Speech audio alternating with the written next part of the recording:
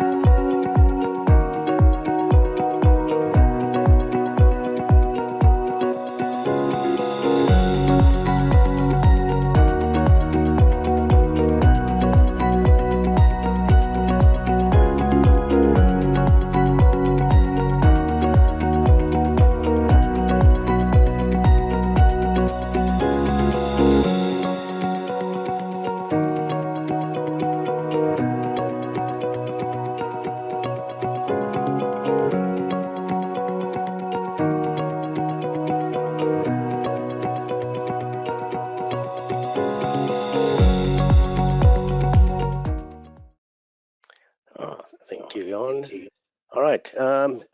Allow me to introduce the panel of distinguished guests that we have this morning. I'm going to start off with Professor Johan Stein, founder of L4business.net. Hi, Johan. How are you doing? Marlon, good to be here. Thank you for this wonderful privilege. Okay, thank you.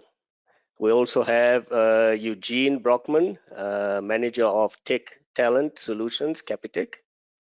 Welcome, Hello, Eugene. everybody. Then we have Lorraine Foster, Vice President of Business Development, Africa ANZ and CompTIA. Good morning, and thank you for inviting me, Marlon. Thank you. And then we have Joyce Charles, Group Digital Officer, Legal Expenses Insurance Southern Africa. Good morning, everyone. Very happy to be part of it. Thank you. We also have Rizan Oosthuizen. She is the founder and CEO of Profile Me app, Woman of Stature, and also Woman in Technology finalist for 2023. Good morning, and it's a privilege to be here. Thank you. And then last but not least, we have Nompumelelo Modesani, web designer for VA Bar. Good morning, everyone. Thank you for having me. Thank you. Right, I think we've got a nice lineup today. We're going to have a good discussion. We're going to throw out some questions, and I will direct it, as Johannes mentioned earlier on, to specific guest talkers, and then we'll take it from there. The first question that I have is, or statement to start off with, we say that women bring in unique perspective to problem solving and other different perspectives on how tech, including machine learning and AI, is developed and evolves. However, the World Economic Forum has reported basically a decline in women's computer sciences since the 1990s already. Why is this so, and how can we actually begin to combat these statistics? Let's start off with Professor Johan. Well, Marlon, interesting topic to start off with. Look, by far, there are not enough females, women in the space that I typically work in, which is AI and automation. I think it's maybe to do with our educational systems across the world. I think there are also many societal issues around it, especially if ladies, when they are young, become mothers, and it's difficult to raise a family and to study further. But maybe one of the biggest issues I have seen is the narratives around smart technology and AI. And where this became a prominent thing for me is a few months ago, my son, who is adopted, he's now 9, he's a mixed race baby, or a young boy, a little rascal. We had to do a school thing on the topic of, are robots my friends, a school assignment. And we started Googling robots, AI, and so forth. And by far, most of the images you will see, if not almost all, will be Caucasian-looking, male-looking robots. So the narratives that we are putting out there on what is AI, what is digital technology, is a very male-driven message. And I think, and I'd also love to hear what some of the other panelists think, I think it has a lot to do with that there are not enough female leaders visible that young ladies can see and aspire to. I think they almost give up by what a male-driven, even if it's perceived, although it's a lot more than perceived, world we live in. So I think there's a lot we all have to do, not just the ladies on this panel, but we as men as well, to make sure that the narratives that young ladies and young people see about this technology is inclusive, welcoming, and exciting, Marlon. Oh, thanks, Johan. I think also, just to contribute to that, also, I think implementing some mentorships as well, and to get the correct people involved in the programs as well, will obviously play a particular part in the situation that we are experiencing as well. But yeah, let's see what everybody else has got. Joyce, on your side? Yeah, so I completely agree that AI is reinforcing stereotypes about men and women. and widening the parity between the genders. And I think the World Economic Forum gender gap report actually highlights that. And one of the ladies that I always like to keep tabs on LinkedIn is a young lady in her 30s that's actually at the forefront of AI innovation from Canada. Her name is Joy Bolomwini, and she's got a fantastic saying. She says, whether AI will help us reach our aspirations or reinforce unjust equalities is ultimately up to us. So I think the few women that there are in IT need to stand up, take an active role in the community and in education, and lead young women into the industry and really take charge of what AI is doing so that we can change the narratives that AI is actually putting out there. Thank you, Joyce. Nompa Pumalenglo, on your side, or how do you feel about the situation?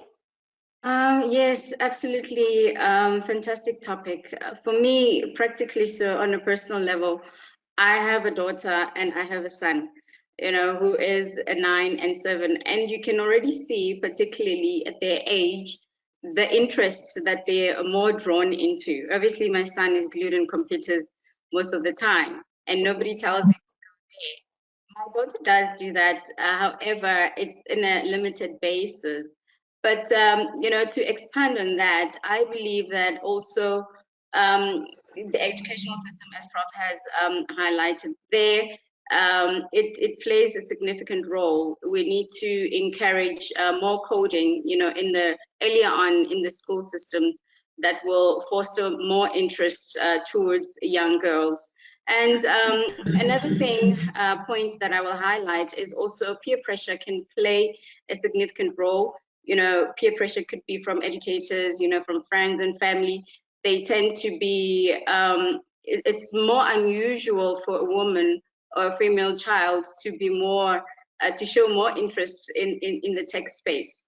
I am the only girl child amongst boys, but I'm the one that took, this route, this right, and someone who is much more interested in web and technology and design and that sort of thing in that space. So I think also role modeling and making it a norm on a daily basis in the home front as well, I think can help, foster that sort of change. Thank you. Thank you so much. Lorraine, how do you feel about that? All the things that my colleagues here have said are 100% spot on. I think all of us ladies here will remember the things like choosing subjects at school.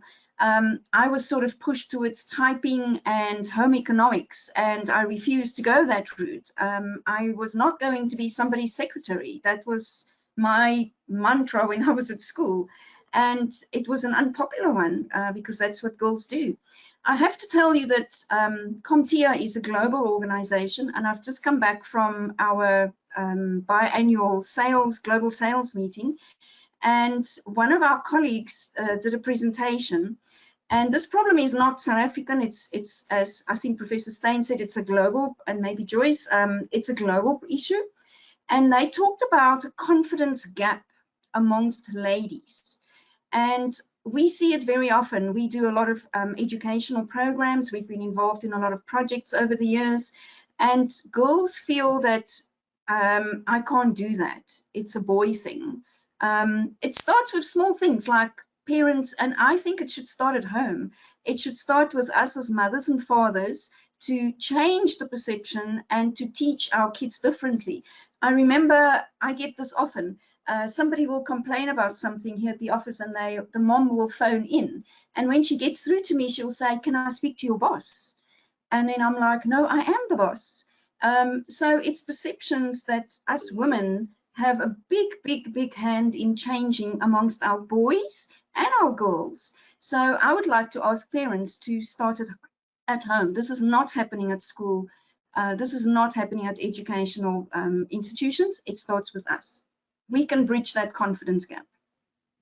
Absolutely, yeah.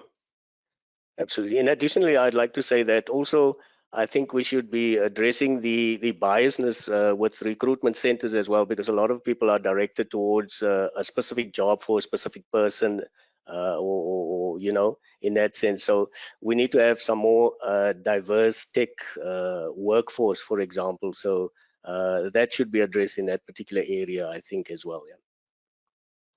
All right, let's go to the next question. And education to the employment ecosystem. The Department of Basic Education is not keeping up with the demand, and we are losing a lot of youth at mid-level to global employment opportunities. How do we get more youth, particularly young girls, into the STEM programs? Let's start again with Johan, Professor Johan Stein. Thanks for giving me the difficult ones to start off with, Marlon, but it's important. I'll swap them around later on. Yes. Look, I think, like I mentioned earlier, the societal challenges we're dealing with, if you think of single mothers or of young girls raising families, essentially, because whoever, whether it's co-parents or single parents, are not there because maybe they're just working, they're working far away, migrant workers. So I think the pressure on young ladies from an economical survival point of view is a lot bigger than on boys, most likely. Although I think across our country, the numbers are really shocking.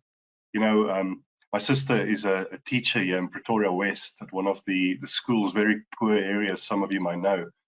And in lockdown, one of the problems, and remember lockdown, it feels like deja vu, not too many years ago, but these children, and this happens across our country, their single meal a day is at school. So can you imagine what they must have gone through in lockdown, where they couldn't go to school and they were most likely malnutritioned, and who knows, you know, what's happening. So I think what I'd like to just put out there is that I think we have a technological conversation here. Hopefully we're going to touch a bit more on the biases in the data sets, and you mentioned when you opened, Marlon, diversity, which is incredibly important, because AI won't fix diversity. Diversity will fix AI, hopefully. But I think we, as government, as societal leaders, as business leaders, we have to have a holistic approach, because hungry tummies don't learn. We can teach robotics and coding in our schools like crazy. Children, most of the children in our country come out of homes where there's a great deal of violence, malnutrition and the like, alcoholism and so forth.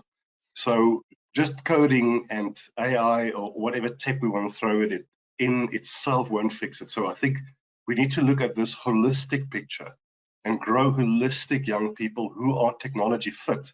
But just being technology fit is not the answer, I think. Great one. Thanks there, Professor Johan. Nompumelelo? Yes, absolutely. I totally agree with the prof there. I would add on to say also curriculum enhancement, you know, to collaborate with the education departments, you know, it will help to update and enrich the curriculum with practical, relevant content in the STEM. Yeah, so we just need to make sure that it's inclusive and promotes gender equality in all subjects. That's what I think. And also a bit more hands-on learning. It would be for young people, you know, to get used to doing more hands-on learning, building little models, you know, earlier on, just normalizing it on a daily basis. Yeah, that's what I believe. Yeah. I think you're spot on there. I think collaboration should start within the schools already, you know, organizing like projects and mentorships and sort of workshops like you're suggesting there. This, like you said, will give a sort of a first-hand experience in the insight in the STEM careers as well, yeah. Yes, practicalizing it, doing something, then it stays on, it becomes like a second nature, you know, and they grow with it. Absolutely. Thanks, Nompumelelo. And let's move over to Joyce. Yeah, sure. So I think one of the things is that the private sector should actually get involved in having more job shadowing workshops, especially for young children from primary school through high school, and not just looking at from matric and tertiary. it's so important to have those people that don't experience what it will be like in the working environment one day, to see what is out there, what job opportunities there are. You know, when I was in high school, there were, you know, standard subjects that you could choose from, but I had absolutely no idea of the vast amounts of different areas of IT that you could actually go into. I actually started off by going the finance route and doing finance first, and I sort of fell into IT later. And I think there's a number of ladies that actually go that route where they didn't intend to end up in IT, but they do. And I think it's only because later on in life you get exposed to the different varieties of job opportunities that there are out there, and then you sort of find something you love and you stick with it. And I think if we gave young children that opportunity to do that at a much earlier age, they will find the passion that they have for IT and for AI and technology and some of the STEM-related vocations, and actually start off earlier on in their lives and stick with it later on. I think women sometimes drop off because they don't have the necessary support that they have later on in their careers, and they have imposter syndrome. And I think if we can build that confidence in women from a young age, that they are part of the solution and part of the future, they will stick with their STEM vocations much later on, and we'll have a higher number of women in senior leader positions. So yeah. Thank you, Joyce. Thank you. Anybody else want to say something regarding that? All good. All right, let's move on. Yes. On Yes, the Eugene. education to employment ecosystem is actually a topic that we're looking at quite heavily in Capitec. So the ideas is great, but the challenge is insurmountable almost. So Prof. Jan talked about food.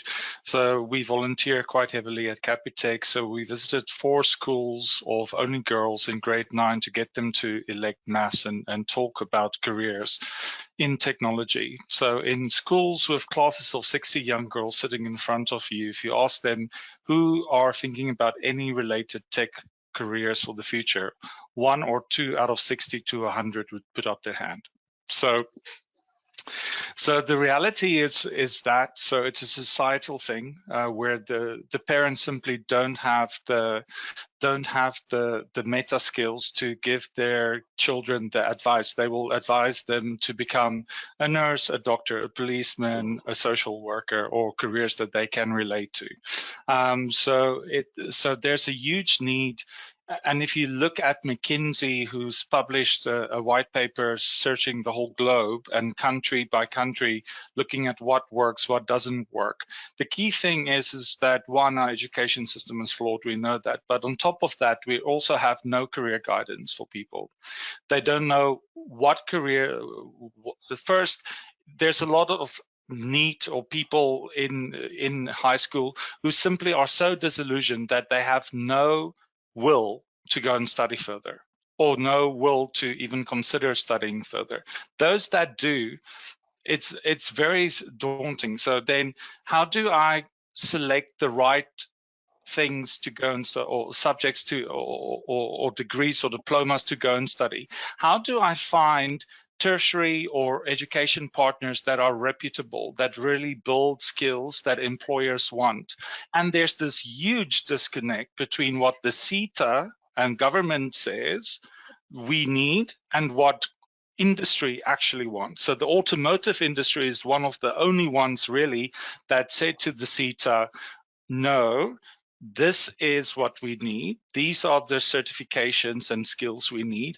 These are the training providers that we want to partner with. And these are the skill sets we want you to recognize and for us to get tax rebates on. So there is quite a lot of work happening on that in South Africa with organizations like Collective X, and Teto Nyati, previous CTO of Altron, is part of them.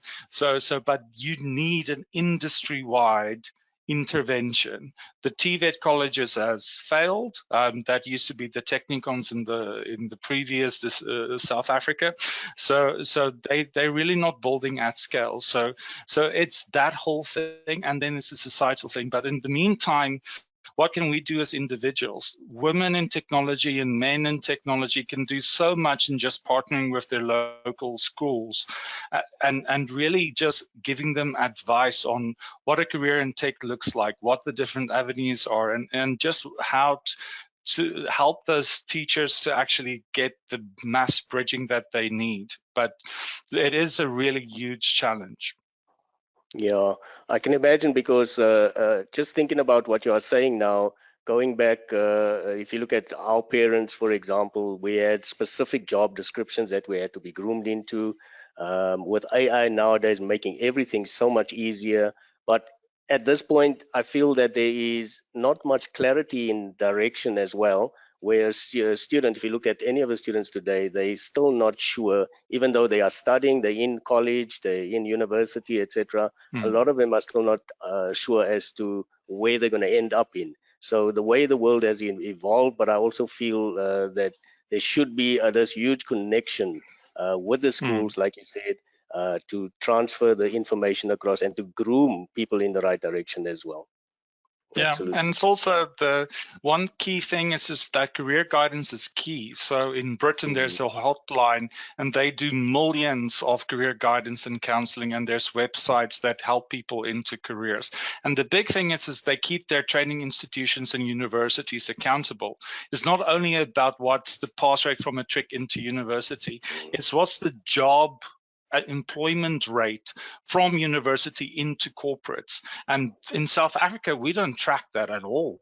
Like, we just like, congrats, we have this pass class, and SAGIA and those organizations say we have 2,000 diplomas in a BTech diploma or a BSc.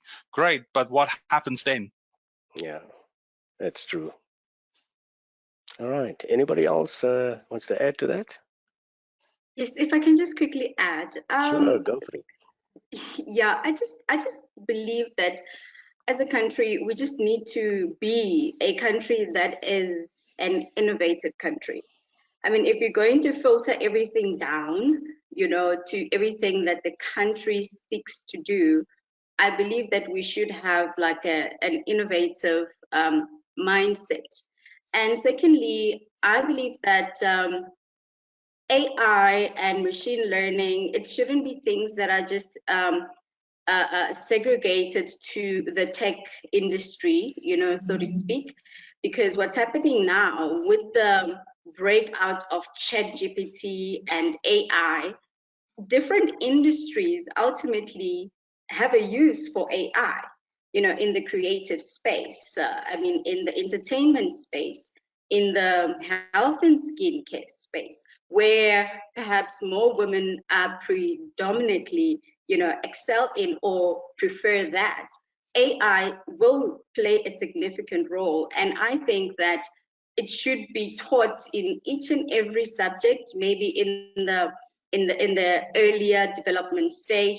There should be a bit of AI introduction in those spaces if we're going to be able to balance the equation and, you know, take it further, you know, for the future generation. Because perhaps with our generation and the one that came before us, there might not be much of change that we can effect at this point. However, with the generation that's up and coming, that are exposed to, you know, the tech world, the internet, you know, the how things are currently changing, I think that should drive how our country should start looking at the changes that needs to be implemented, especially in the education system. I believe that AI is everywhere, so we should start looking at how we're going to embrace it everywhere and incorporate it everywhere on a daily basis.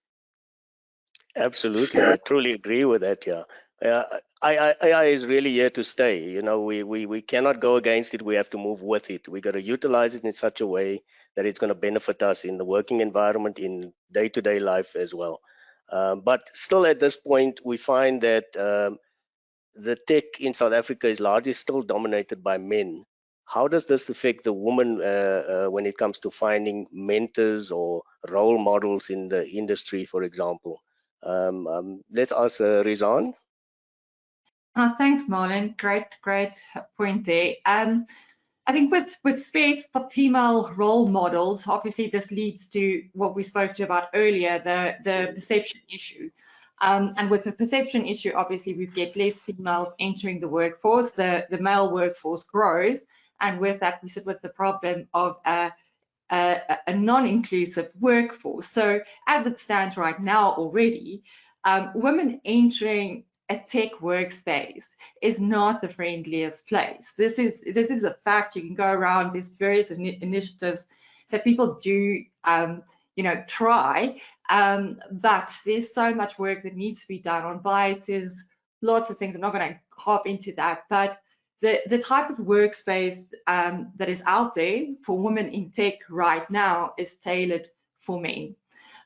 So first of all, just with that, that is the first problem that we're going to sit with. Highlighting female role models, we all need to make a concerted effort in first of all finding them, and then actively spotlighting them. And we can do, digital platforms. We can harness stuff like digital platforms to really, shine a light on female leaders. I think every kid has one of these, and this is a brilliant place to do this. The latest stats coming from the State of Digital shows us that South Africans, we've got 187% mobile coverage. So for every single South African, we're practically covered twice over with a mobile device that can actually access the internet. And mobile device smartphone ownership is sitting at 99.4%. These are smartphones that can access the internet, can access things like popular platforms that kids often spend way too much time on. And I think these are the places that we need to be able to show these female role models. But then the second part to that, which I find, is that even though we do this, we don't have enough female role models to meet the kids where they are. 80% of their lives happen here. And while we're down, here in reality, we're just not moving fast enough to meet them in that space. And we really need to do a lot of work in innovating on how we're going to, ramp up and speed up that effort to meet them in a space where they are, and also in a way that is digestible to them, because we're not necessarily speaking the same language.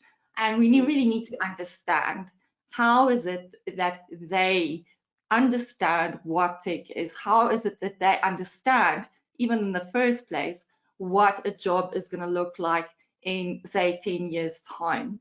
And then off the back of that, we need to get the educators educated. Educators need to be able to, ramp it up and be able to guide the youngsters down there. And with that, homework needs to go home to the parents, getting them digitally literate as well. And then, through that, we can hopefully, in those spaces where young learners spend a lot of time, hopefully we can start creating communities. And within communities, we can possibly call it digital leaders, coming through the ranks. And I believe that they can start as early as school, and that there should be initiatives sponsoring digital learnership in schools, so that they can practically, when they leave school, start with their first job while starting their tertiary education. So I think digital leaders need to be bred by us from a very young age, so that they can show up for their friends in the digital space or in spaces where they spend the most time. And then we need to put a lot more education and strong role models in those spaces for them to look up to. Thank you, Rizan. Thank you. Joyce, your side? Yeah, so I think one of the biggest challenges I certainly had coming from finance into IT was because it was male dominated, and the way that women and men interact and how they engage at work is very different. So I think the support that women need throughout their in technology, in an IT vocation, they won't always get it from the men around them in the companies that they're working at. And sometimes the support they get is outside the IT space with other women in the organization. And, you know, you had Legal Expenses Southern Africa. We're very fortunate that most of our group is actually made up of women, and we've got very strong women within the group. So although I didn't find the support that I needed directly from the men inside the IT space, I did have some very strong women that I could lean on through my career that were sitting in other areas of the business. But I think that no matter which area of the business women come from, women need to engage with one another. They need to be there for role models on an emotional and a support level. We do see problems, or we tackle problems in a different way. We look at things in a different way. We communicate in a different way. And I think supporting each other through the challenges that you have, no matter what area of the business you're in, will just aid young women from the get-go to feel confident in themselves, and then they can be groomed to play active roles in society. So I think webinars like this are absolutely fantastic, because if this goes out to those young people out there and you put yourself out there, you know, for an hour every now and then, you know, other people can see what you're achieving, can see what you're up to, and can aspire to maybe inspire other people along the line. So I think that it's about caring for the women around you, working with the men, learning from them, men learning from women, and yeah, getting the job done, changing the face of the future through our youth. Absolutely. Thank you, Joyce. I'd like to hear from Eugene on your side. Eugene, how do you feel about this?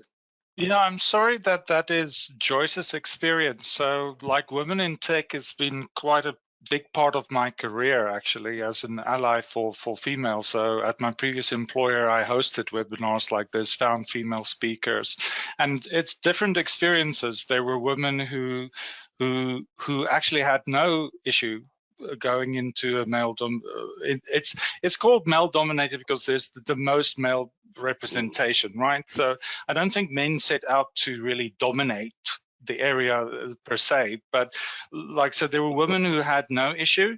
There were also women who called out other women that sometimes they had to fight for a seat at the table. So the bar is very high before they coach and mentor another female, because they so there's also that. So you need to look at yourself. But in general, I think the key thing is in looking at gender representation in a company in tech, you need to look at your stats. You need to look at the stats as a nation internationally. You need to look at your stats. You need to look at your hiring. You need to look at your promotions. You need to look at it across different levels: junior, entry level, mid and senior, and representation there. And getting the, so it's not necessarily getting females into tech. There's a struggle from a supply side from education. But if you have representation of junior females in technology, is not where it was, but it was above. We were fortunate to be above the national average and that kind of stuff. The key thing is to get women from mid to senior, and that's often because of family and that kind of stuff coming into play. And it's how do you support that? But generally, like, men do want to support women and do want diverse voices around their table.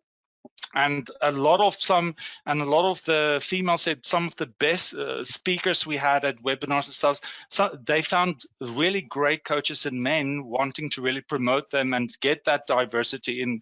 So I don't think it's an intent about men necessarily want to dominate. It just so happens that the society pushes more boys that way. So you need to partner as organizations with organizations that's already doing the work. There's Africa Teen Geeks, there is Techno Girl, there's other organizations doing the work, but it's organizations helping that, like looking at your youth development programs. How do you get 50% gender parity? So we partnered in my previous employer and we sponsored We Think Code in their Women Think Code initiative to have 50% parity from school level intake all the way to job placement and absorption into corporate. So, but then once that happened, is the men were so happy to take on board females and coach them and to have that diversity in the team. So I think it's about allowing men to be allies, and at the end of the day, it's people. If you get tech people around the technology, they geek out and then they talk about the technology, and gender becomes a secondary thing. So it's not really about like us versus them. I'm not saying there are toxic cultures in every company, and there might be some companies that have a male-dominated area and they want to keep it that way as an all-boys club.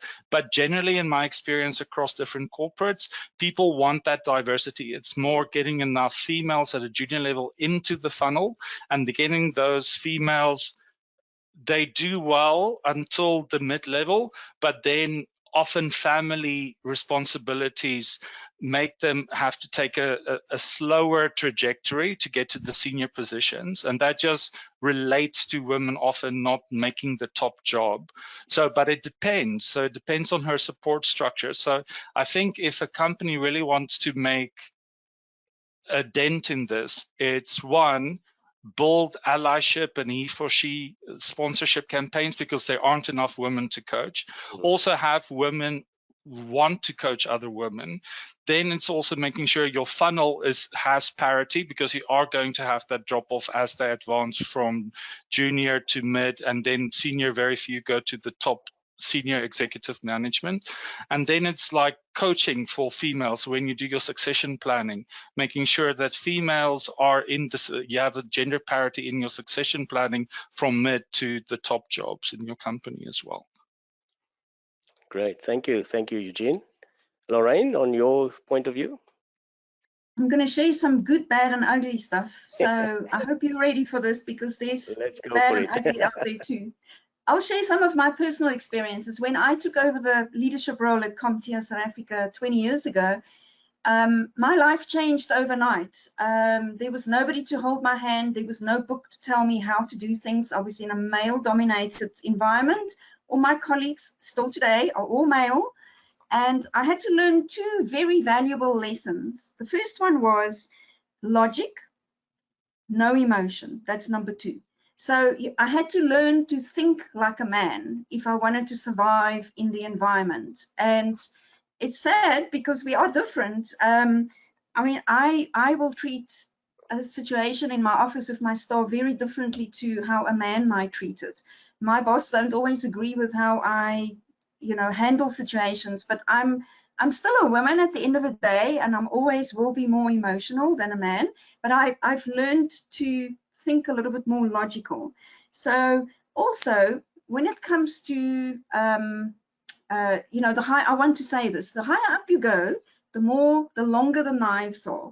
And I'm sorry to say that the women are the worst ones. I have found that you have to be very careful who you choose and who you make friends with. I actually saw a legal guy the other day. He has a YouTube channel and he's talking about HR, and he said, you have no friends at work. There are no friends at work. It's business. So you can't share personal things with other people. And some of it has come through over the years. So what we did here at, what I did at CompTIA, we're very lucky that we have a lot of members, and we started a little group and we meet for lunch once a month. And we haven't done it since COVID. I really need to start it again. So we are all women in similar positions, and because I don't have a friend. I can't discuss certain management issues with my staff. So who do I talk to? So one of the things I did that helped me tremendously, and I think, Eugene, you mentioned this, and I think this is such an important thing. I'm personally very keen to do this myself. I was looking for a coach. I wanted a business coach, somebody that had business experience. And guess what? I looked for over a month and I could not find a female coach. I could not find somebody that I can relate to that has gone through the same problems that I have, that can give me advice. I was stuck in a situation where I had a boss that hated me and I wasn't going anywhere and I didn't know how to handle this. So I found the most amazing coach. He is a man. So I decided if I can't find a female, I'm going to go for a coach that has business experience. And the majority, I didn't want somebody that still thinks that women should be barefoot and pregnant in the kitchen, because that's what most of them look like. My coach is amazing. I would suggest to anyone that they must look at that coaching.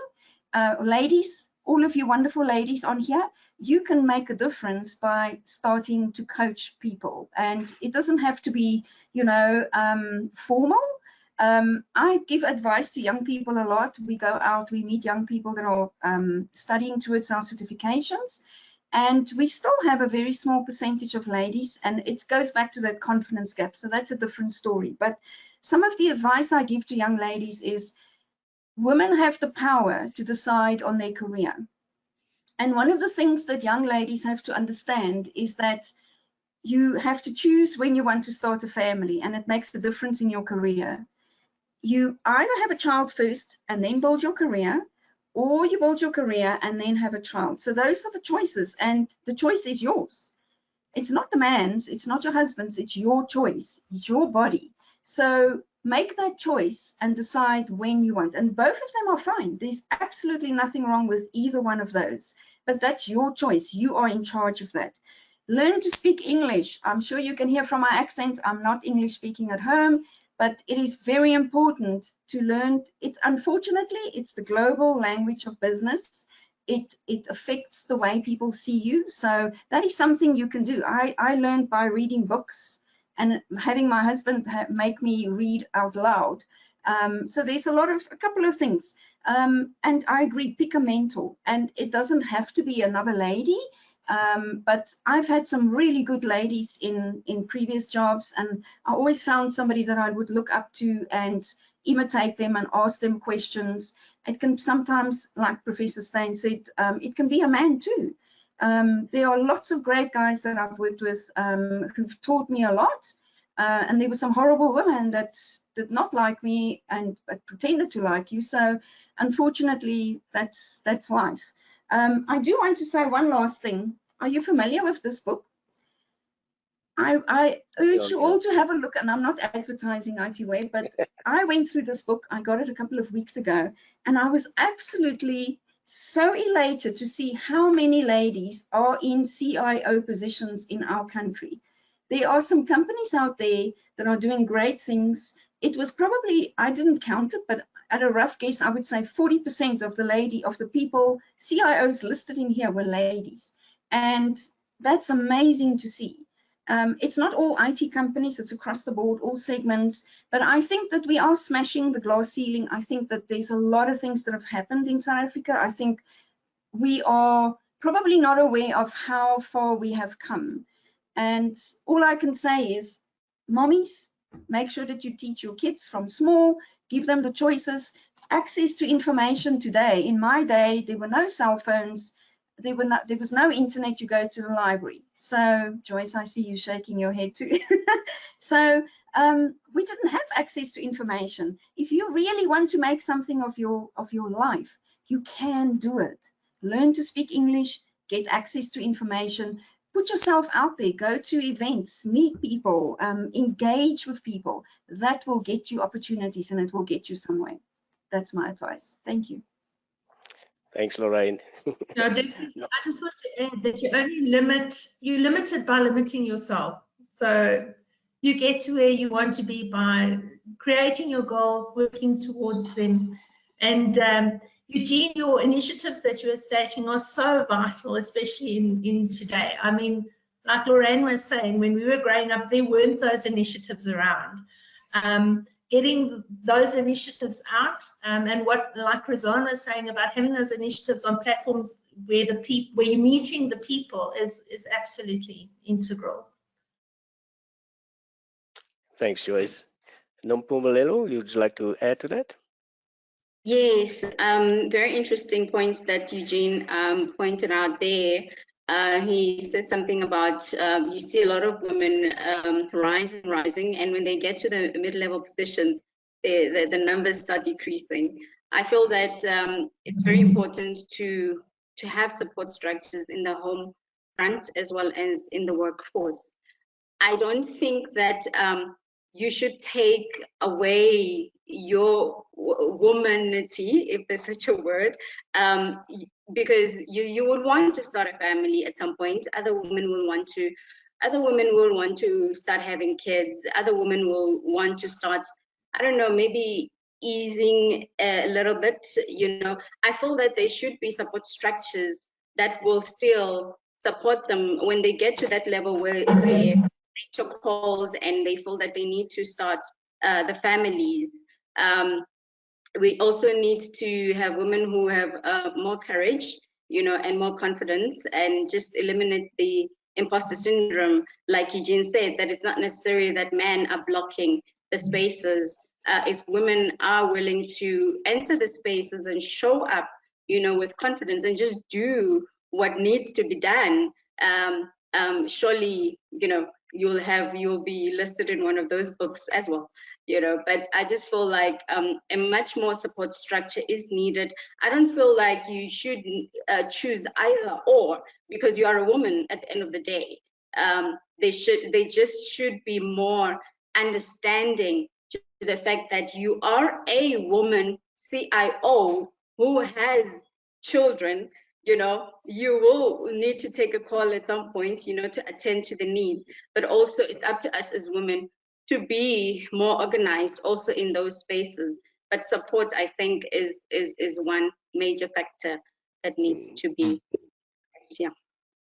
Absolutely. Thank you so much.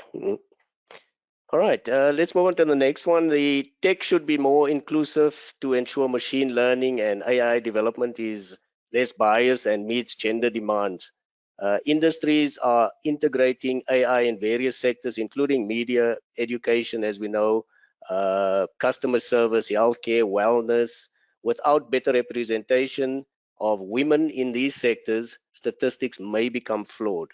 Eugene, I'd like to direct this to you. How do you work to get women into decision-making roles? Well, the thing is like I think I already touched on it before, is that you need to have a wide funnel of junior talent, and you need to aggressively develop your people internally. And you need to put people on succession plans for the top jobs if you want them to be decision makers. So, but that being spoken, is we also shouldn't just like assume that women are always more emotional or always like more soft and feely. So people have different personality types. People show up differently. Not everybody, if you know the sunshine yellow or the cool blue analytical and the red fiery decision-making leadership personalities, you need to show up as you are as an individual, irrespective of a man or a female. And I think, having hosted a lot of these events, it's more for women to feel comfortable in showing up as they are. So if you're tough, you're analytical, you want the numbers, you want to make a cool, logical decision based on all the reasoning, then like that's often the women. People in IT are usually cool blue and fiery red, right? So they want to make things happen and they want to make decisions, but they want the data and they want accurate data, and they will pull through your presentation and point out where you you missed a comma or a period, or your numbers didn't add up correctly. So those are generally the personalities that excel in leadership in IT. So irrespective of male or female, but it's for women to feel okay to be that. It's for women to feel okay to challenge the males. But it's all about just like being secure in yourself. But there are few role models, so that's why succession planning and leadership development programs in companies having a direct focus on gender parity is very important, because that enables women to go for the top jobs. They get the support, the executive support and the psychosocial support to get that. And we have seen there's lots of instances where AI has gone wrong. Twitter trained their AI, and it got racial bias because it was white dudes developing the AI, and it had a racial bias. So the same with everything.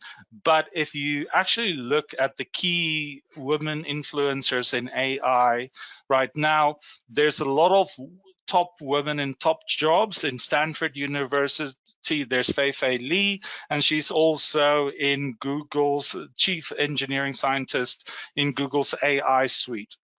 And often women can bring a holistic person to the fore, and they focus a lot on using AI for emotional recognition. There's key influencers in that space as well.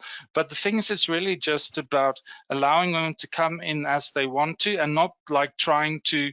It's okay to go and have a family and be the CIO. It's okay to not want a family. It's okay to dress feminine, and it's okay to come to work like in pants and tackies and like and your golfer if that's what your vibe and your dress code is. And it's really about like not getting stuck in a gender norm, but seeing the holistic person and allowing them to play the role that they want to play in the way that makes them shine. And I think that is the key thing.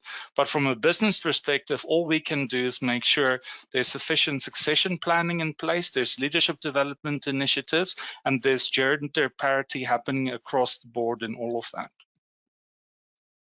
Thank you. Anybody else want to just add to that? If I can add, the reality out there, unfortunately, Eugene, is not what you're saying. I've personally been at the end of being pregnant and being put back 4 years in my career. I still see it today. Especially single mothers who don't have the support. They are forced to take jobs and not go up because they can't put that time in to work the extra hours that the other, the one lady I know is a CA, and she can't go up in the company.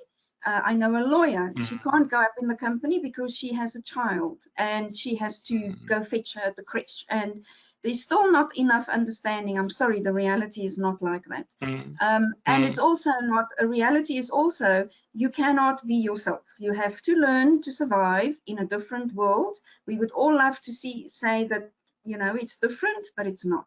I see it every day. Unfortunately, we have a lot of work still to do. I think so. Yeah. Thanks, all right. And it's never going to end because it's always going to be a journey. And there's micro cultures in every company, in every team, in every city. So it's every environment you go into, you deal with a new dynamic, even as a man. Like so it is like, but don't get me wrong, I'm a big proponent. A lot of my career has been focused on enabling women in tech. I'm just saying, like, it's about enabling people. But I remember it's enabling people. Oh, sorry, I can't hear you. No worries. No, but it's really about enabling people to show up as they are, and not feeling as a woman you have to be emotional or caring. It's okay also to challenge and just like be on the focused on the logic and the outcome as well. So the females that are strong, like myself, and some others that I know very well, the moment you're a strong female and you apply certain rules and regulations in your office, then you're a bitch. Sorry, that's what people say behind her back. So, and that was my point. I just didn't go there, but yeah. So for me, it was about like allowing you to be yourself. Oh, sorry, we just had. Oh, maybe we need a female in ESCOM. but the generator will start soon.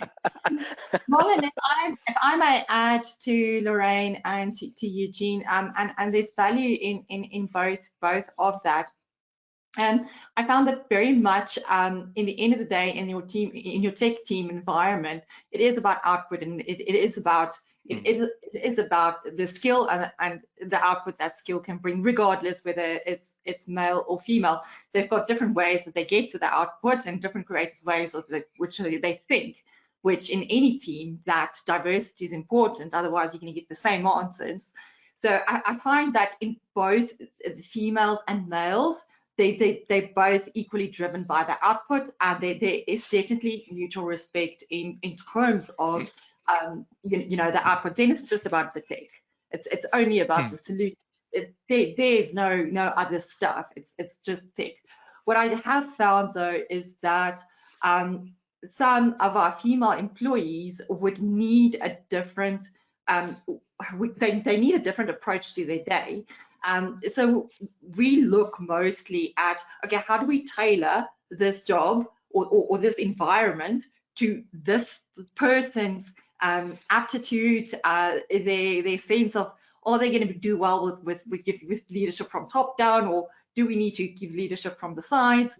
You know, and we kind of tailor something towards where this person is going to flourish the most. Now, in the example of females, especially for them, it has been a case that we need to plan that if we're going to have a massive deploy tomorrow, I may get a message at 5 o'clock in the morning to say, I can't be there, you know, and we have to actually plan padding across that day. But I think the most important thing is to create a village culture where, you know, both the male employees come in and they actually understand that. And when they understand that, you know, the child is sick, and we actually relate what's going on, you know, now there's a kind of nurturing, caring environment and village culture going on, and we'd find, you know, next stand up, the first question will be, how's your kid? That type of stuff. So in the beginning, and I must be honest, in the beginning, it is very hard putting different types of people together to be a tech team. And it does take some shaping and molding, and it does take some work to work on biases on all sides to get them to work effectively as a machine together. But you do, Lorraine, I agree, you do need to tailor towards, you know, for women that they might have to work less hours, but they still deserve to get to the top job, despite production targets and KPIs, things like that. I think in the end, what we found is all of our, you know, most of our staff incredibly effective and loving their jobs, which I think is the goal all round, you know, and that spills over to their home life, and happy home life, happy work life. If there's one good thing that came off COVID, it's the fact that it's not so much frowned upon to work from home. So I have somebody in my office that's on paternity leave, and it's something that I've never seen before. So he's at home helping his wife, and the baby was born a month ago. He still keeps up with his work, but he gets treated the same way as the ladies in my office. So I don't see that in many offices, but I would like to make a difference in my office, and I don't care what men say. I am more emotional. It's the way women are. We nurturers. We're not, and or is it gatherers? I don't know, but we do manage differently, and we will always manage differently, and I'm not going to change that. However, when you make decisions, that's what I meant earlier with being logical. When you go into a meeting with a bunch of men, you have to think differently when you put your point across. It can't be an emotional point. It's got to be logic, and that's what you say about, that's where the tech comes in. So that's a different story. But yes, I agree. Things are changing a lot, but there's still a lot of work to do. Yeah, definitely. All right. Let's move on to the next one, and the obvious one there is the energy crisis in South Africa. There's always an issue there. So the energy crisis in South Africa adds a layer of complexity, and it becomes costly for companies that's already battling other important issues like cybersecurity, regulatory compliances. Companies and individuals are not always equipped to continue working through periods of power or with disruption of power, for example. There's often in certain areas where you have a specific amount of time. Other areas it's even longer. It doesn't necessarily come on at the right time there. So how do we actually combat this? Companies and individuals not only equipped with the continued working periods of time, the situation that we have is which can stall education and innovation as well. It becomes a particular problem. So my question is, how do we combat this? Let's see with Professor Johan, what solution do you think there? Marlon, if I, with your permission, may just make a comment on our previous conversation. I was Sure. trying to put up my hand. I don't think I was seen. No problem. Yeah, then I'd love to go into this, but I think it's easy, and I think maybe Eugene alluded to that this gender conversation is not just 100% binary. You're either in this side or on that side. There are very relevant elements around that, but we have to put the lens of the individual person, irrespective of gender or gender identity, on top of that. We are such different kind of people, so I might be a kind of man, as an example, who don't have a problem with female workers, but I might have a problem with people who think differently than I do, irrespective of who they are. So I think, and I just wanted to mention this, I don't want to derail the conversation, I think gender diversity is important. Something I only recently kind of discovered in myself and been reading on a lot is what they call neurodiversity. And I really started reading on this. I wrote a piece for Business Day, I think it was 2 months ago, on globally how many people who work in AI fall somewhere on the autism spectrum. And what article I referenced said without, or Asperger people, without them we wouldn't have had computers. And that's Bill Gates, Paul Allen, Microsoft, Steve Jobs, Elon Musk these days, etc. And unfortunately, my list, there are no females in that I cited. So I just wanted to mention that before we moved on. Remember that, as we've said, people are different. People fall on the spectrum, not everyone. People who are highly technical and innovative are often the weirdos. And that's not a gender inclusive term, I think. But let's stress the individual differences alongside the gender difference as well. Now you want me to get to ESCOM? Okay. The challenges with that. I often say, when I do talks, I ask people, what industrial revolution are we at the moment, which is a horrible way of framing it, although that's what the World Economic Forum calls it. People will say the fourth. And then I would say, in which industrial revolution was the mass production and distribution of electricity quite a thing? It was the second industrial revolution. And I think the challenge we have in many developing countries, and ours as well in particular, is that we are already very far behind most of the world when it comes to digital technologies, AI initiatives. We've got no regulatory framework. Even in October 2020, the Presidential Commission on the Fourth Industrial Revolution produced a great document with about 8 or 9 recommendations. None of those recommendations have been implemented yet. So I think the challenge we have is we are falling behind the world from a competitive point of view because we're not producing enough AI-ready people across various domains, but we're struggling to feed people and we're struggling to keep the lights on. So I think something like renewable energy is something we're going to have to look into more and more, although that could be exclusive to those who can afford it. There's no reason why we shouldn't have enough electricity in this country. It is 25 years of mismanagement. And what we on this panel can do about that, I don't know. We're going to have to start looking for alternatives for our children's future, Marlon. So I don't have many wise words on that, unfortunately. Yeah. I've got my power bank here next to me, and I'm okay for now. You're all good. Thanks. Eugene, I saw you nod your head a little bit there. Do you have anything to add to that?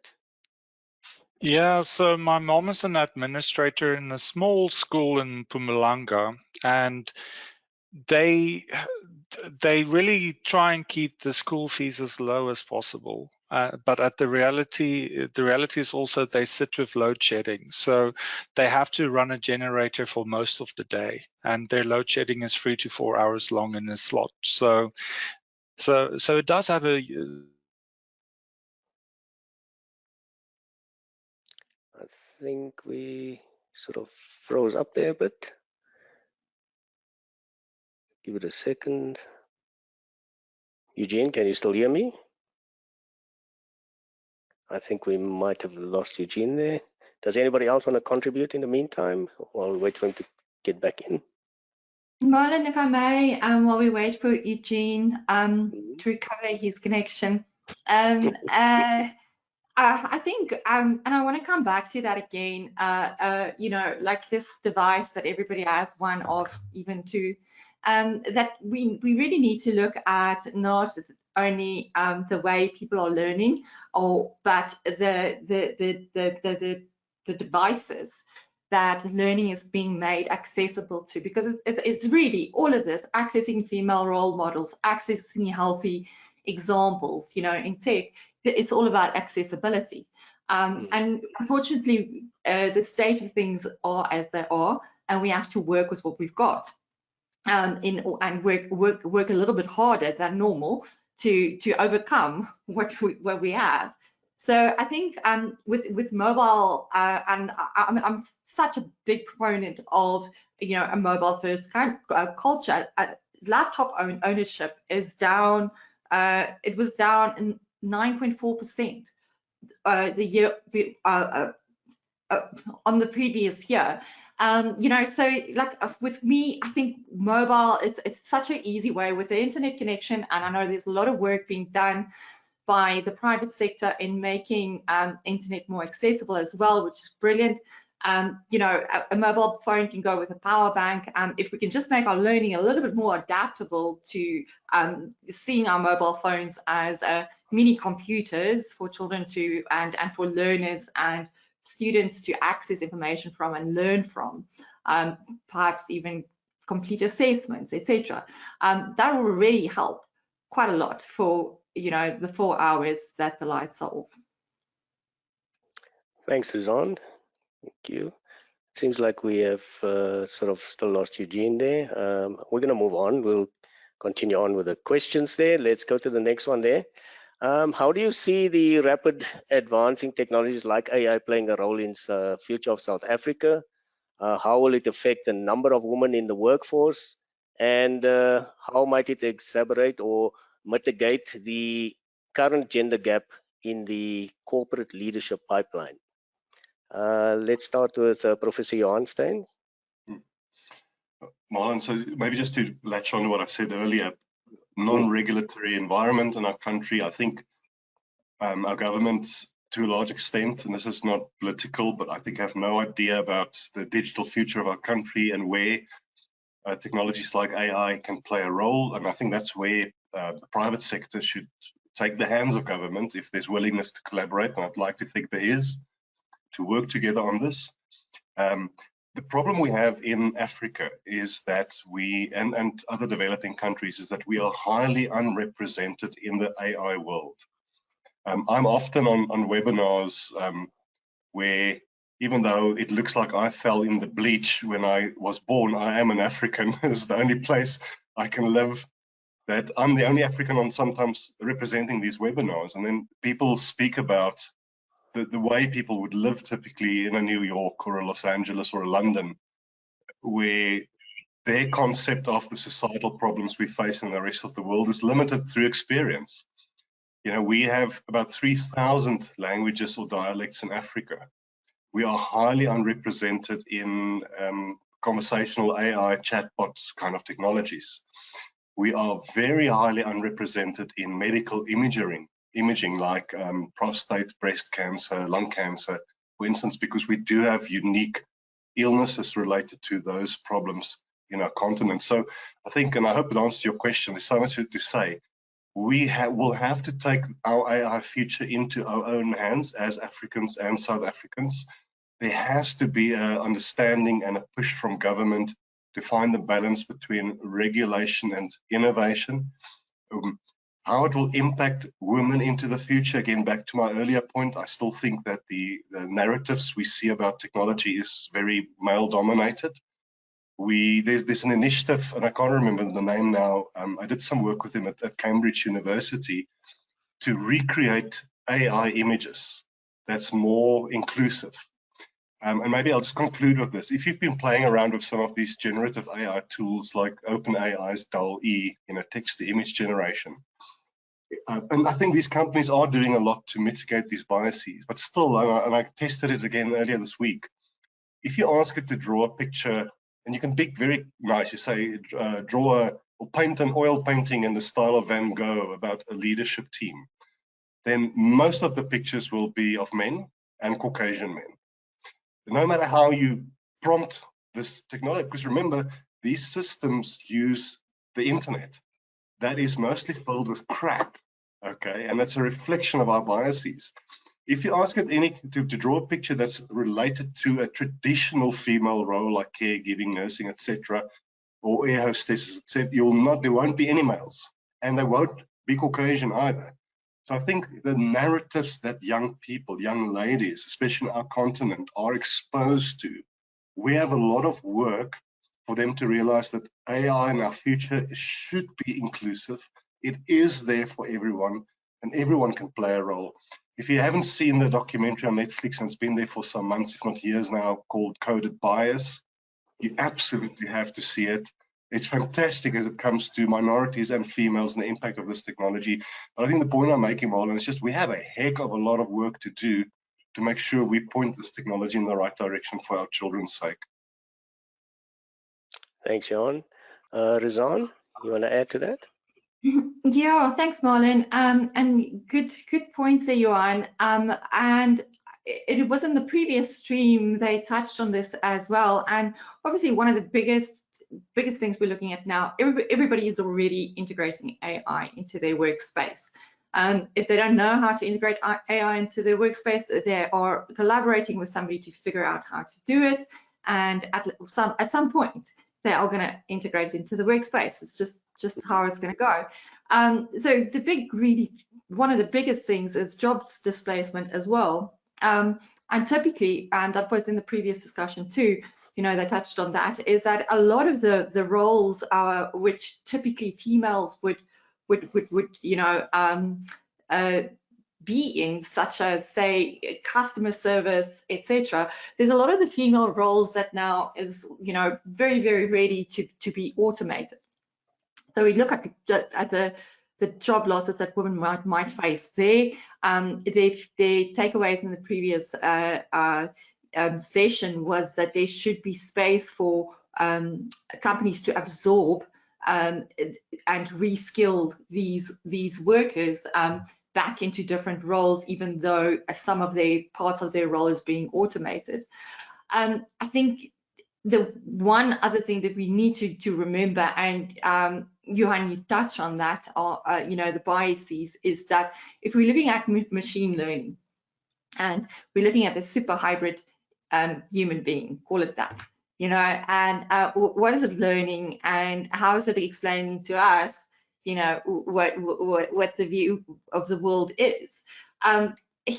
With machine learning, the more it is learning about biases and the more it's learning about certain things, the more it is outputting that kind of thing. So it kind of becomes a never-ending loop that you can't get into. So what then happens is, for instance, if you get into AI in something like recruitment, possibly there'll be a bias to find male-dominated, or male suitors to the role. Even then, the AI that they use is now not really suited to what we really want when we talk about empowerment and equality.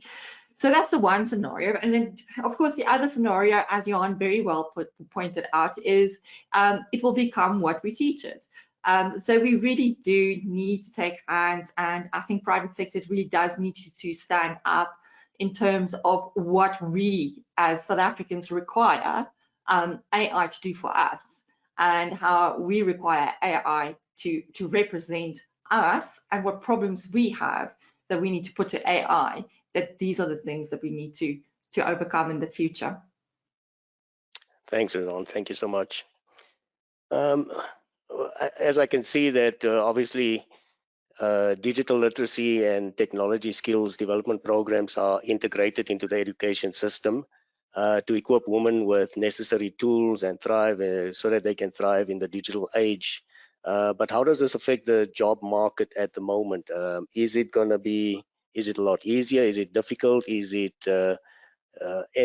integrating into the digital environment? How do you guys feel there? Let me put that to Lorraine. You caught me red-handed there. I wasn't really listening. I got the last part of that question. I thought somebody else was going to get it. It's all about I the know you talked about jobs and AI. Yeah. I think this is something else that I learned from the event I attended in June. One of the things they said there's a lot of things in the media right now about AI and job losses. And I think people are very scared that they are going to lose their jobs. And one of the things I've seen is if your job is repetitive and there's nothing, it's the same forms every day, you are at risk. But you can stop that. You can learn a new skill. So AI could be a very good tool in your current job as well. You just need to, it comes back to something. You need to take your career and your life into your own hands. You can't wait for other people to do things for you. I'm a strong believer in do the research, find ways and do things yourself. Don't wait for other people to do it for you. So I really want women to start taking their lives into their own hands and think forward and do things. Don't wait for other people. So in this case, learn a new skill. Simple. That's it. Yeah. Thanks. Rizwan, you want to add to that? Yeah, Marlene, you were asking how digital literacy technology skills developments can be integrated into the education system. I'll go back to what I said previously. I think catch learners early, get them into the digital world early on, put them on a learning track, change the curriculums.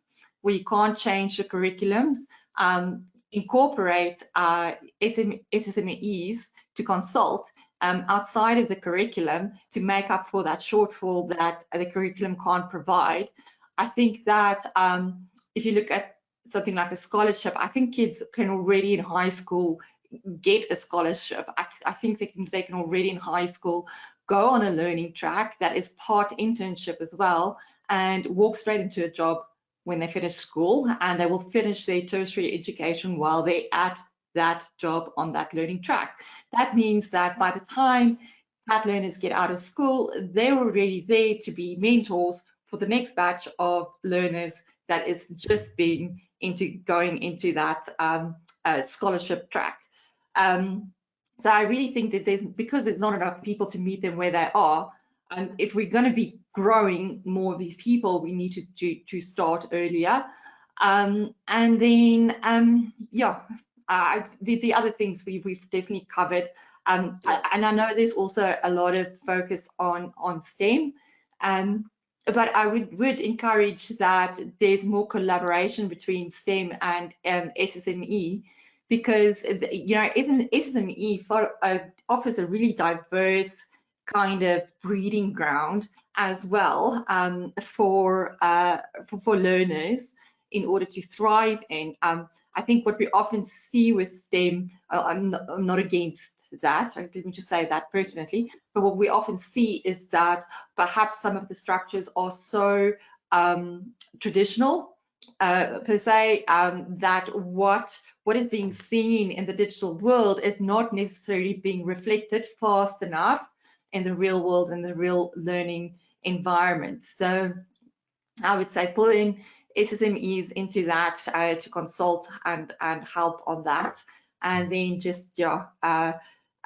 overall meet the learners where they are in a way that is digestible to them. Thank you so much. I'm sorry. No, I mean, children of today, children of today, they want to see the end result now.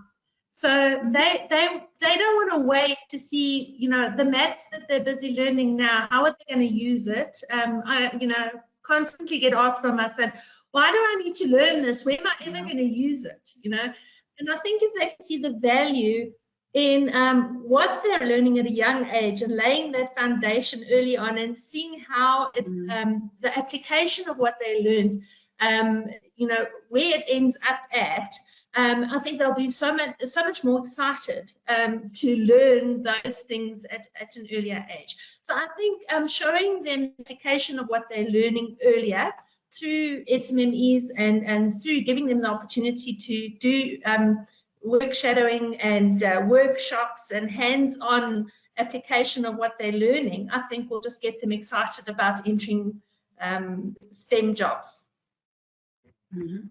Thanks. Lorraine, you want to go quickly? We don't have much time because we've got to finish off, but I'll give you the air for now. There's a lot of projects out there. I see projects every single day. CTU yourselves do a lot of work in communities. The sad reality is most of the projects are happening in Gauteng, or it would be Cape Town. So the outlying areas don't really get reached very often, although I know you do. So one of the things is obviously equipment in schools is a big problem, and then the skills of teachers. So I know there's a lot of projects that are doing that, but we're still not doing enough. We have to bring the two together. We have to get teachers excited about technology, and then we can get the kids excited about technology. Thanks, Lorraine. All right, I think we've reached the end. It doesn't seem like it's almost like we've still got so much more to chat about and to contribute. There's much more. So very quickly, I'm just going to go through each one of you guys. If you can just give me one final thought, short little final thought on your side. Let's start with Nompumelelo. Yeah, on the last point that Lorraine highlighted there, I'll just say that we need more technology missionaries, you know, to reach more places that are much more, you know, in the outlying areas, basically, and more for women. Yeah, we just need to, you don't need to be put in a position where you feel like you have to choose either or, you know, you can do it all. We need support structures that can ensure us that you can do it all. You can be a woman who is holding a high position and still be a mother and still be a wife. You know, we just need support structures that will help us get there. Thank you. Thank you so much. Professor Jan? Well, and what such a relevant topic, and I agree with you. We don't have enough time because there's so much more to say. Africa is the continent with the youngest population, the fastest growing demography, and the male-female split is very interestingly aligned to female growth, young people in our continent. So I think we can be positive, realistically positive, if we work together and use technology as our support structure rather than our overlords, which it very easily might become in the near future, I think. So there's still reason. I mean, I lived in England for a few years and I came back about a decade ago because this is where I want to live. Without being an ostrich with my head in the sand, I believe in this country and in this continent. And there are so many people of goodwill and great technology. So we need these conversations continually. And I think it's great from CTU to give us this platform, Alan. Thank you. You're welcome. Thanks, Tukion. Let's go, Lorraine. You wanted to give a final thought there? I agree with both Mpumelelo and Johan that we have a very young population in Africa. There's definitely a willingness to learn. Every child wants to learn. There's no problem there. It's just having access.